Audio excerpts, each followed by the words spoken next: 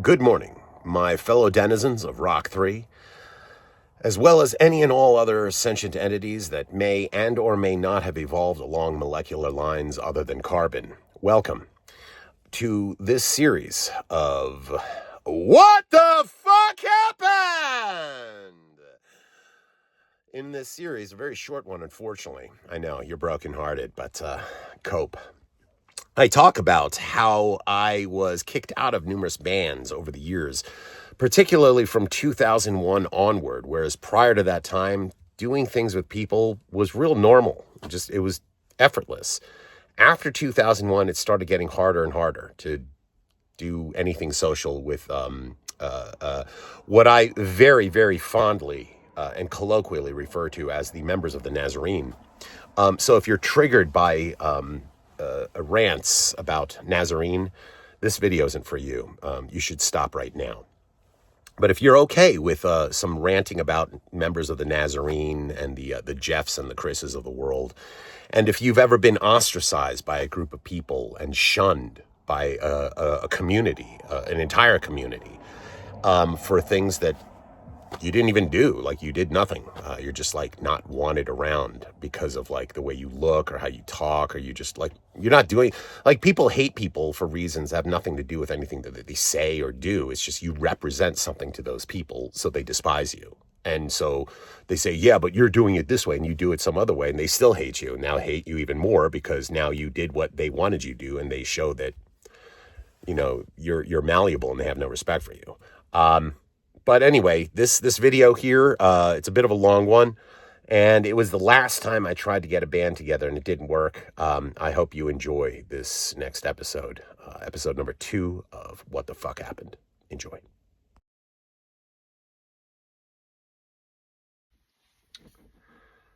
Good morning to all of the members of the Nazarene on both sides of the quasi-religio-political cross. Cheers. Welcome back to another edition of What the Fuck Happened. I'm going to talk to you about my very last attempt at forming a band. This was in Colorado, shortly before I resigned from my full-time position. And I had put an ad out looking for a drummer first, and I, screened a bunch of people. And I finally met some dude online, and he was like in his 30s, and he played drums, and he said that he toured with as a side drummer with like some bands, and he seemed to have a lot of experience. And so I met him.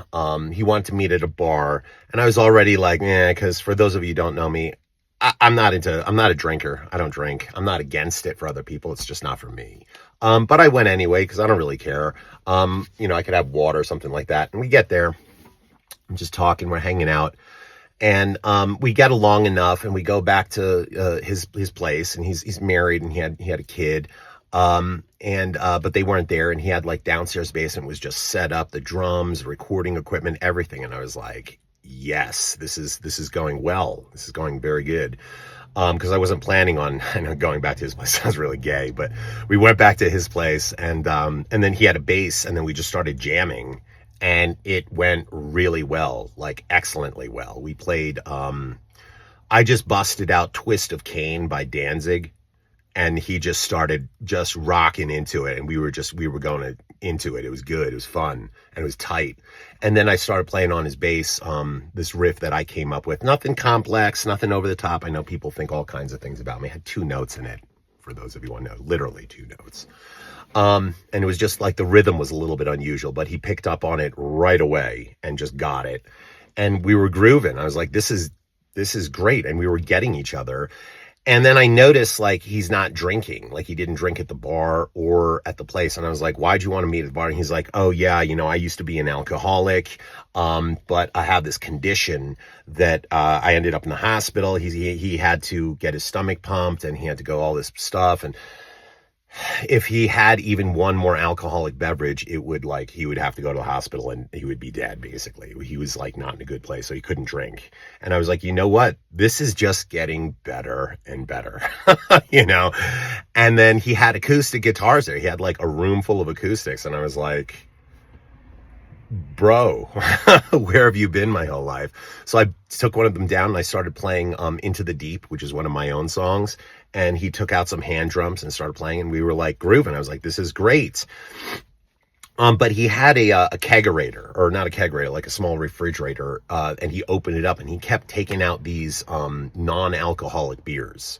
He was pounding these. Just he drank like maybe 6 or 7 of them in the like couple hours I was over there. And I had like one water, which I didn't even finish. So I guess he was just really thirsty, or he was really, really like an alcoholic. But we got along. So I went back. I was like, let's do this again. We got together one more time. And I was like, this is amazing. This is great. So I put another ad looking for a bass player. I was like, wow, this might actually work. Like, I get along. And I met a bass player, some dude online, local. He was also, he was married, had a kid, he's like around the drummer's age, about 10, 15 years younger than me. And he said that, and I said, I don't drink. I just want to let you know. And the drummer, he's like a recovering alcoholic and he doesn't drink either. And you need to know that. And he was like, that's actually cool because I don't drink myself. I've cut it out just this year. And I was like, are you kidding? And he's like, yeah, no, I'm not. I'm like, wow. Okay, cool. We had musical interests. We had lifestyle interests. And I was like, great. And, but one thing they said that like stuck out, like in the beginning, that I should have like, I don't know why it stuck out, but it turned out to be like an issue later on, as I'll mention here. They said both of their wives were professors. And at the time I was. And I was just like, I was like, wow, okay, that's cool. We have like, the whole lot of us have things in common. This is fantastic. And then I jammed. So then we got together, the three of us, for the first time. And it was awkward, to say the least. It was very strange. The bass player and the drummer immediately connected in a way that I saw a side of the drummer come out that I hadn't seen before. Like, it was like another person was there.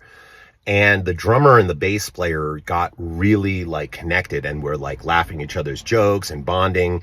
And I was immediately odd man out. And I'm not sure how that happened. I'm kind of introverted and weird and around like dudes. I'm not like most dudes. I'm kind of just different. Kind of quiet and like introspective. And when I'm at my best, I'm usually very quiet. And it's very uncomfortable for most people to be around. They don't relate to it. So we were jamming, and one by one, the two of them, they polished off like a case of non-alcoholic beer. And they're like, do you want one? And I was just like, I don't like the taste. I just don't want to. I'll just stick with water. And boy, was that not okay. That was very uncool, apparently. And then like we jammed, we jammed on, like, they picked the songs that we were going to jam on, and I just learned them. And we did a few Black Sabbath songs, and we all looked at each other, and two of them looked at each other, and they were like they were both saying they've been in a bunch of bands, and they were like, we've played those songs before, and it's never sounded this good. I mean, it really sounded really good. And even to me, I was like, this is great. But it sounded good, and we could musically be solid, but we weren't really connecting, and I couldn't really put my finger on it. And we would go out for the break, outside, just to like, get some fresh air. And out there was like a patio, and I walked out and I sat down on one of the chairs, and then the two of them walked past me, and they went out like into like the side of the house and then sat over there. And I was like, okay. And so I got up and I went over there and sat next by them. And then the bass player got up and then literally just turned and stood in front of me, but stood with his back to me. I mean, the body language was like more than obvious what this person was saying to me. And it's just I'm just trying to do shoe on the other foot. Like, if I did that with someone, it would be unbelievably fucked up. And I was just like, okay, this is really not going well. And like they would crack jokes and say things, and I would try to say something, and it was just, they would look at me like, what the fuck is your problem? And like, I wasn't saying anything that was like unusual or weird or any more unusual or any more weird than I was saying to them individually when I was meeting them. So like, but now that the three of us were there, now suddenly my existence was contentious, and it was just very reminiscent of so many other experiences that I've had too. Again, none of these are isolated cases. And then so we went downstairs and we played When the Levee Breaks by Led Zeppelin. Again, it sounded fantastic. It was great. But then they were just like, this is like really weird. Like there was a vibe that was strange. And they were like, okay, let's do like another rockin' song. And I tuned it back to standard and I said, okay, let's do like something off of like Aerosmith's first album, just like a blues song. And I was like singing it, but like before the drummer even counted off with the sticks, like I was up at the microphone, the bass player walked suddenly, literally like an inch away from my face and was just standing there. And maybe some dudes, I guess, like that or something. And like, that's like, yeah, we're going to toughen you up and you're going to rock out, or something like this. But I don't like someone standing like an inch away from my face. So I don't really know that well while I'm about to sing a song. And it was very weird to me, but I just tried to go through it and like, it was not comfortable to put it mildly. And at the end of it, as I was packing up, it was just like, they were like, yeah, let's get together again. Yeah. But I could tell something was really off. And then I got home, and by the time I got home, I got text messages, from the bass player, not the drummer. And he was saying, you know, man, I just wanted to get together with some like-minded people. And you're not a like-minded person, bro. And these guys, both of them, they were both, liberal Democrats. Okay, just to give you an idea. And we didn't talk about politics. So it's not like Trump supporters didn't want me around. It was just these people, they were both from Judeo-Christian households. I don't know. It just seemed like that was very relevant somehow. And it turned out both of them, they were both into IT. They both stayed at home, and both of their wives were professors who went to work. So it was like almost like I had more in common with their wives than I did with either one of these people. And that was also something that was like pretty pronounced and obvious that neither of them were very happy with. And that was kind of strange. And then what ended up happening just a couple months ago, I saw on Instagram, basically what had ultimately happened. I put together this band. They kicked me out of the band because I wasn't like them. I have no fucking idea why, but, just not like-minded enough, I guess. So get the fuck out of here. Thanks for introducing us. You're not needed anymore. Well, and then, yeah, that's it. So another, attempt at forming a band. That was the last one. So those were two. Maybe next time I'll talk about the time where, the two, people, both, again, liberal Democrats, they just left me for dead behind a gated fence with a dead battery. And they were like, yeah, we'll come get you. And they never did. So, yeah, these are lovely, lovely, lovely Judeo-Christian people. I just love these people. They're so, so loving, so kind, and so compassionate. Oh man, I want to be like these people. All right, peace out, dogs.